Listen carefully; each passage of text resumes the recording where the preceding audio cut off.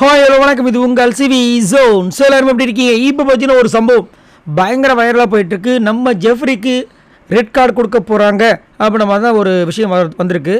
என்ன அப்படின்னு பார்த்தீங்கன்னா, இங்கே வந்துட்டு ஒரு பெரிய ஒரு பூகம்பம் மாதிரி ஒரு பெரிய பிரச்சனை வந்துச்சு. அதில் பார்த்தீங்கன்னா கண்கூட நம்மளுக்கு ப்ரொமோவில் ரயான் போயிட்டு ராணுவ தாக்கக்கூடிய விஷயங்கள் வந்துச்சு. அதில் வந்துட்டு ரயான் தான் தப்பு, அது நல்லாவே கிளியராக தெரியுது.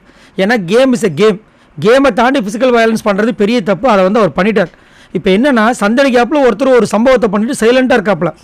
அதேமாதிரி ராணுவம் வந்துட்டு ரூல் பிரேக் பண்ணார், அதனால தான் எனக்கு கோவம் வந்துச்சுன்னு சொல்லிட்டு ஒரு சில பேர்லாம் பண்ணிட்டு இருக்காங்க. பட் அந்த ராணுவம் ரூல் பிரேக் பண்ணதுக்கு முக்கிய காரணமே நம்ம ஜெஃப்ரி தான்.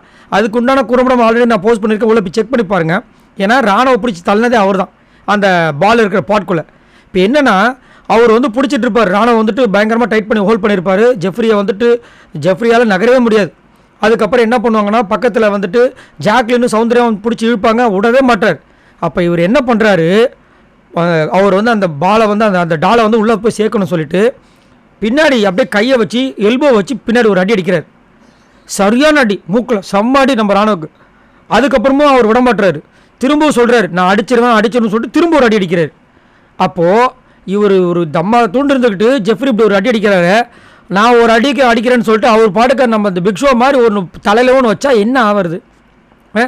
முதல்ல இந்த கேமாக பார்க்கணுமா இல்லையா? ஃபிசிக்கல் வயலன்ஸில் ஈடுபட்ட கண்டிப்பாக வந்துட்டு ஜெஃப்ரிக்கு யாருக்காவது கொடுத்தே ஆகணும். இல்லைன்னா பயங்கரமாக நம்ம வார்னிங் கொடுத்தா தான் இதுக்கு ஒரு எண்டு கார்டு கொடுக்க முடியும். ராணுவம் வந்துட்டு இது வரைக்கும் அவர் கையை ஓங்கவே இல்லை. அந்த ரயான் வந்து அடித்து இப்படி தள்ளும்போது கூட பார்த்தீங்கன்னா அவர் வந்து இப்படி திரும்ப வந்து அட்டாக் பண்ணுறதுக்குல தள்ளுறதுக்கு முயற்சி பண்ணார். அதுங்களும் எல்லாமே தடுத்துட்டாங்க. ஆனால் ஜெஃப்ரி 2 வாட்டி சம்பவம், அதாவது சைலண்டாக சம்பவம் பண்ணியிருக்காரு பாருங்க. மூக்கில் 2 அடி. ஏன் அதை திரும்ப வந்துட்டு ராணுவ கடிக்க தெரியாதா? ஆனால் சிரிச்சுக்கிட்டே விட்டார், சரி போ அப்படின்ட்டு. அதுக்கப்புறமா ரயான் வந்து திரும்ப வந்து சண்டை போட்டு அது ஒரு பெரிய இஷ்யூ ஆயிடுச்சு. இப்போ சப்போஸ் ரயான் வரல அப்படின்னா இது அப்படியே ஒன்றுமே இல்லாமல் போயிருக்கும். மேபி ராணுவம் போயிட்டு ஜெஃப்ரி கிட்டே போய் பேசியிருக்கலாம், இல்லை ஜெஃப்ரியை வந்து சொல்லியிருக்கலாம். எப்படி பாருங்கள். ஸோ ஜெஃப்ரி வந்துட்டு இவரை வந்துட்டு அந்த ரூல் பிரேக் பண்ண வைக்கிறதுக்கு அந்த பாட்டில் தள்ளி விட்டதும் இவர் தான், அடித்ததும் இவர் தான். ஸோ கண்டிப்பாக இது ஒரு பெரிய இஷ்யூவாக போது ஜெஃப்ரிக்கு வந்துட்டு ரெட் கார்டு கொடுக்க போகிறாங்க அப்படின்ற மாதிரி தான் தோணுது. பார்க்கலாம். ஸோ நீங்கள் உங்களோட கமெண்ட்ஸை சொல்லுங்கள். நீங்களும் லைவ் பார்த்துருப்பீங்க.